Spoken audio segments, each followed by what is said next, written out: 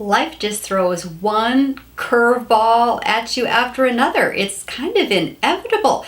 Whose life turns out exactly how you thought it would? It's just kind of one adventure after another. And sometimes they're heartbreaking adventures, if you know what I mean. We get discouraged, we feel defeated. Something happens with our husband in our marriage that we never expected, and it's just like we're blindsided.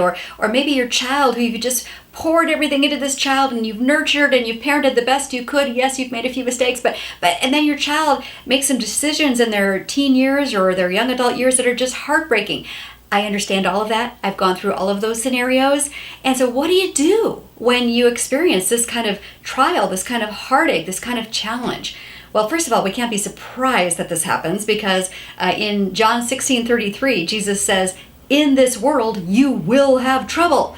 However, keep in mind that the second part of that verse is kind of encouraging because he finishes by saying, "But take heart, I have overcome the world." So we do get to look forward to a glorious eternity with Jesus where all of these problems will go away, never to rise their ugly faces again. We'll be done with all that heartbreak and sorrow. But here's the point I really want to make.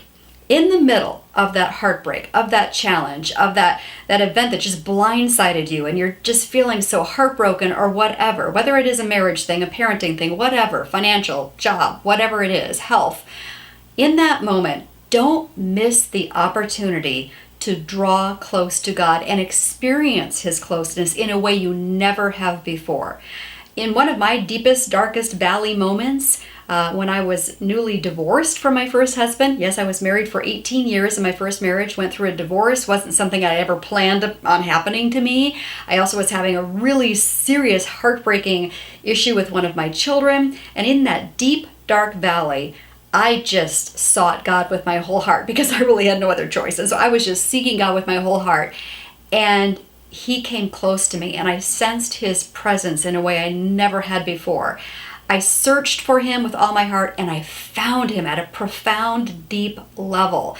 And this is a promise that God has made to both me and you. Psalm 34:18 says, "The Lord is close to the brokenhearted and saves those who are crushed in spirit." So don't miss this opportunity in that deep, dark valley. Don't miss the opportunity to call out to God, to cry out to God, to search for Him in the scriptures, search for Him in the Psalms, and ask Him to draw close to you, and He will. It was one of the worst and best experiences of my life.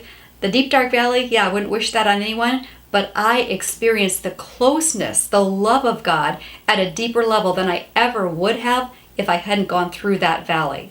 That's the good side, the good news of that valley moment. It's an opportunity to experience God's love and closeness at a rich level.